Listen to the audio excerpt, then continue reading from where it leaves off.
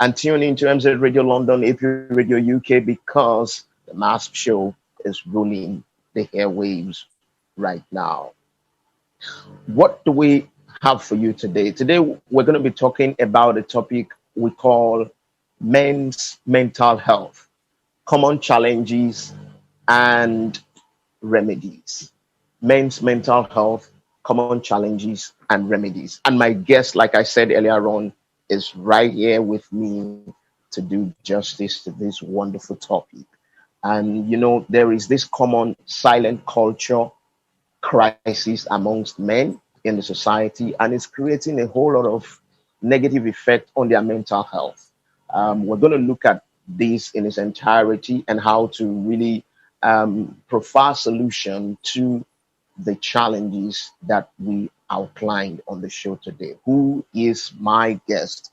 My guest today is Tamilore Omidayo, who is a licensed clinical professional counselor and certified drug and alcohol counselor in the state of Illinois. He is the author of the book How to Be a Mental Health Savage, and you know what? He's an avid mental health advocate. Tammy, you're welcome to the MHAASP show. Good to have you join me. How are you doing? Thank you for having me. I'm doing great. You? I'm doing fantastically well. I really want to sincerely appreciate you. I mean, on behalf of the management of MZ Radio London and AP Radio UK, and also me, myself, and I. Thank you so much for coming once again. Thank you for having me. Yeah. So straight to the topic we have because of time. You know, first thing that I would like to ask you is, what do you think is responsible for the reluctance to talk about mental health and other related issues amongst men? Okay, so that's been a very big question on my mind for a very long time, and I had to dig into society's history. So in society's history, men have always been in a place of protection. We had to fight wars. We had to, protect and defend our countries and everything. And for some reason, during that process, society saw men crying and men, being emotional as a weakness that may prevent them from doing the things that they actively need to do to protect the country, the nation, the city, or wherever the case may be. And so over time, that stigma has been placed on men to man up, don't be a sissy. Don't be a wuss, be strong, crying is not good, being down is not good. Always find a way to lift yourself up. But unfortunately now, we don't live in a society where there are too many wars, all of that all that uncertainty of wars has subsided down. But that stigma is still there that, hey, man, deal with your issues yourself. You're man enough. You don't need to cry about it. You don't need to, yeah. Wow, you're absolutely right. And somehow in the society now, there are effects that this come along with. Can you just enumerate some of those effects that this particular silent culture in the society, is causing amongst men? Well, one of the major ones is suicide. Men have the highest suicide rate. I mean, men and women attempt suicide the same way, but men are more likely to be successful in committing suicide. And that has been an issue for the past, 100 years. And even even more detrimental to that is men are more likely to engage in substance abuse, alcoholism, drug abuse. And that leads to a ripple effect of, if you're on drugs, you're more likely to get into trouble in society. You're more likely to be imprisoned, and society is harsher on men than women because of this. And that's why there are more men in prisons and jails than there are women.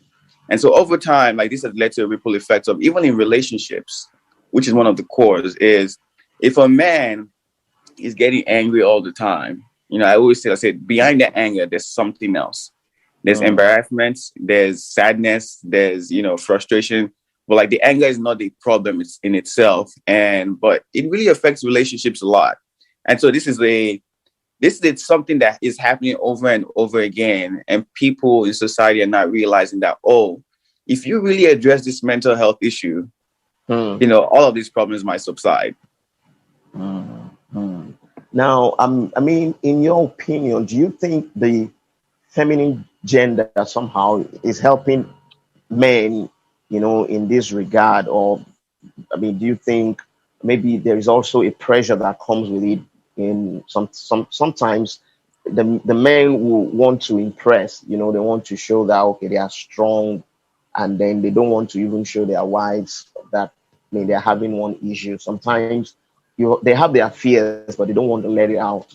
And if they let it out, somehow maybe, they might be thinking there is going to be a kind of reaction from their female counterpart. Are you even a man at all? Do you think there's anything?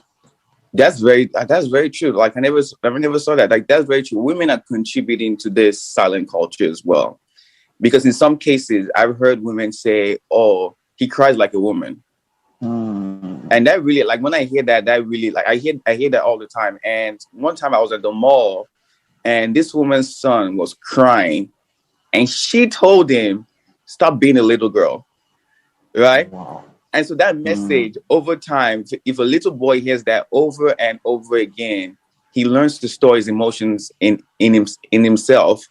And eventually, the person who even gets affected the most is that boy's future girlfriend or that boy's future wife, And she will be wondering, oh, why is this guy just not saying anything? Why is he not talking? Why is he getting angry all the time?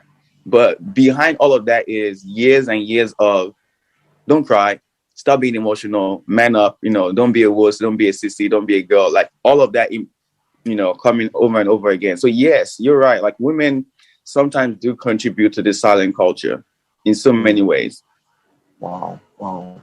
I think we're going to talk about the remedies now, having outlined the challenges that men face when it comes to speaking up about their mental health. There is this slogan for one particular mental health advocacy group, and it's just says it's not weak to speak up. Yeah, something like that. That.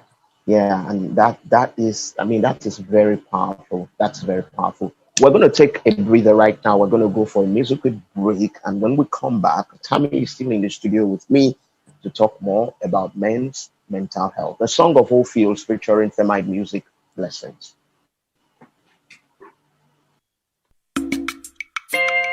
Oh, yeah. The Lord's mercy.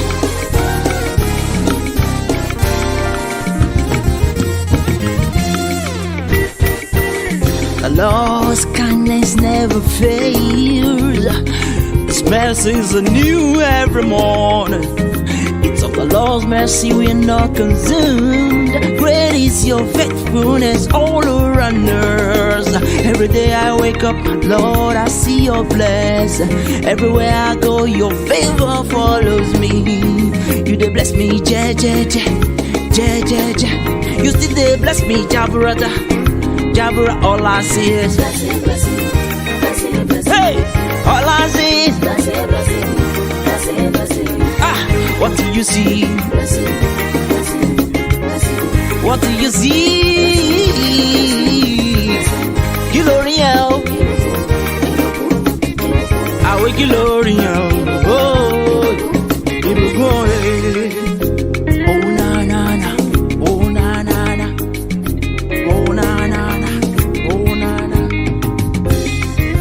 Mercies are new every day.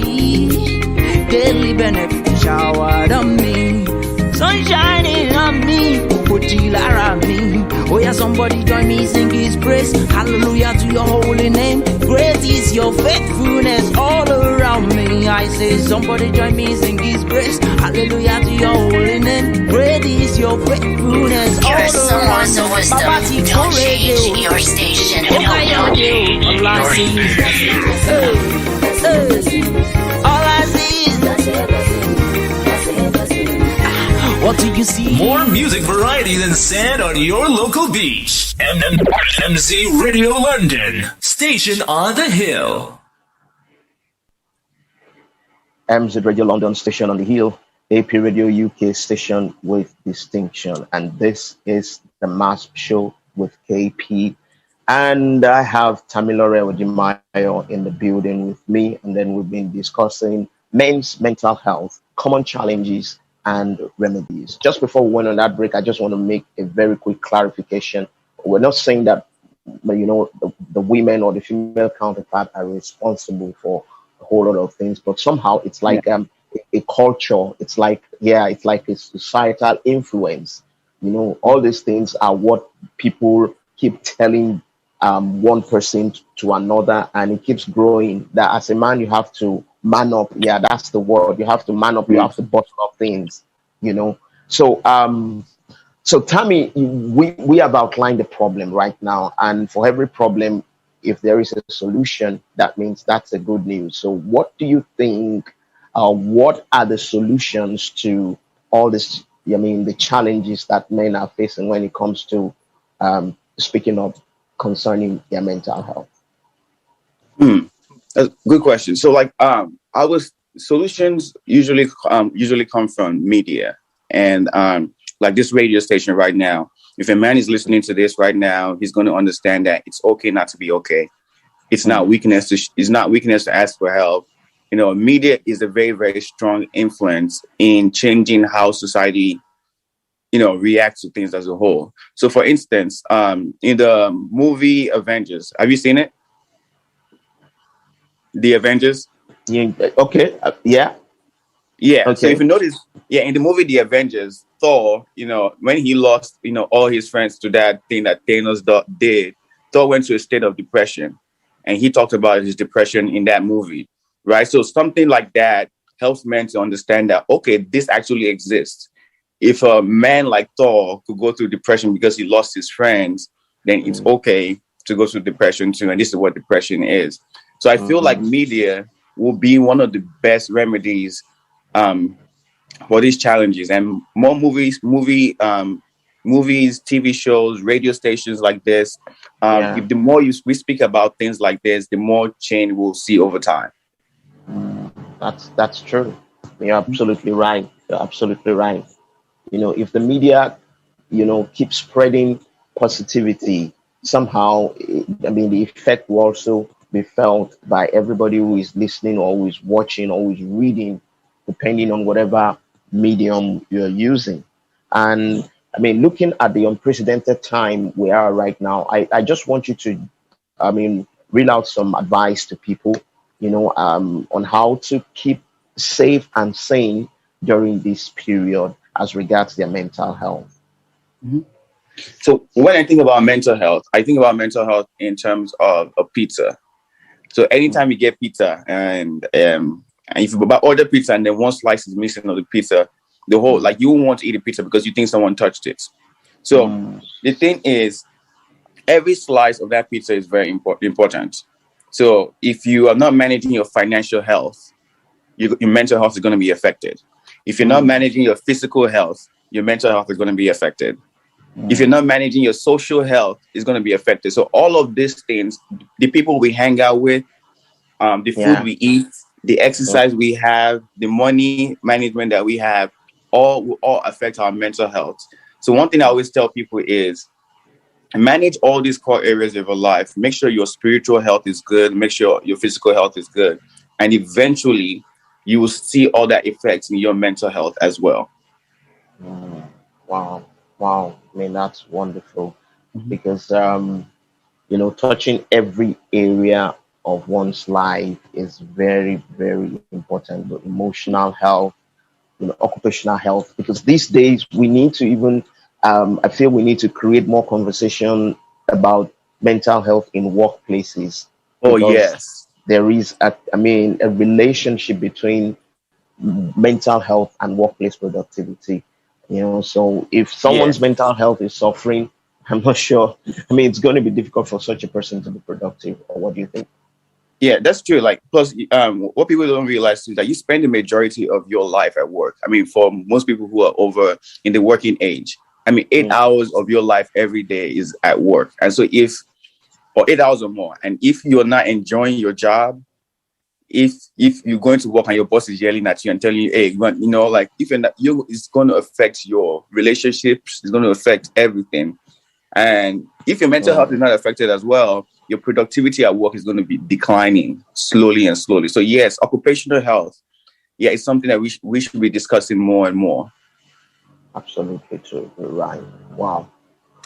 Well, it's been a wonderful time with you, Tammy, on the show. And on a final note, I want you to tell us more about you, about what you do, and basically how our audience who are willing to reach you, how they can go about that. Okay. My name is Tammy, like Kunle said, Tamilore Omidayo, and I am a therapist in Illinois, United States. I have been practicing for 6 years now, and I've authored about 6 books. The majority of it is related to mental health. And you can find me or find more information at www.tammytalks.com, or you can check me out on Instagram at Tammy Omidayo, at TAMIODIMAYO on Instagram. Okay, tell us about some of your books, or maybe one of them, because of our time. I know there is one that you just wrote, How to Be a Mental Health Savage. Yeah. So what's that about? So How to Be a Mental Health Savage. I watched How to Be a Mental Health Savage during the right before and during the pandemic, because I realized something. I don't know about where you are, but like in the state I was living in, a lot of people lost their social life because they were stuck at home. A lot of people, the overdose rate on drugs went really high. The alcoholism went really high. So I started writing this book. And when I was writing this book, I thought of it in terms of, I just don't want to write a book where I tell people, hey, do this, do that, and that's the end. I want to write a book where people can interact with one another. So How to Be a Mental Health Savage has hashtags in the book. And in the book, if you read chapters, you can look at each hashtag and you can look at how people have coped with certain problems. And then maybe that can help you too as well. And also help you connect. Because I believe that connection is how we as human beings maintain a balanced lifestyle. Like, for instance, if it was not for Instagram connection, we would not be having this conversation right now, right? Yeah, so true. Yeah, so I believe in the power of connection, and that's what How to Be a Mental Health Savage is about, connecting via popular social media platforms.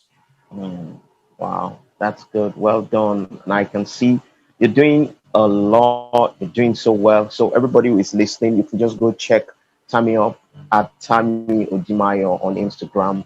I think from there you can connect with him on other social media handles. He's doing a lot. You have, videos to watch. You have some write-ups as well to read.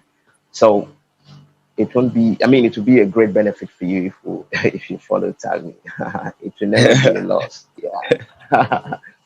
Thank you so much, Tammy, for coming around and for hanging out with me on the MHAASP show. And I'm so sure that if we call one more time or time and time again, you're going to answer our call.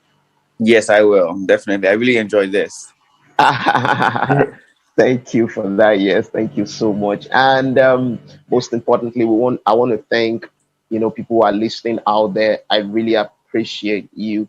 Thank you. Like I normally say, without you, there'll be no us. Yeah, because you're the reason why we're broadcasting. Thank you so much. And I hope, in one way or the other, this show has been of a help to you. So why not spread the news about this show and about this station, MZ Radio London and AP Radio UK. Special thanks to Adeola Agbelemoge if you're listening. Thank you so much. I appreciate. To my producers on MZ Radio London and AP Radio UK, that's Mr. Soji Amuni and Ofields respectively. I love you to the max. Thank you so much for always being there. Like I say, stay mentally healthy till next week that we will meet. I love you all. I will leave you with a song of JNC, and this one is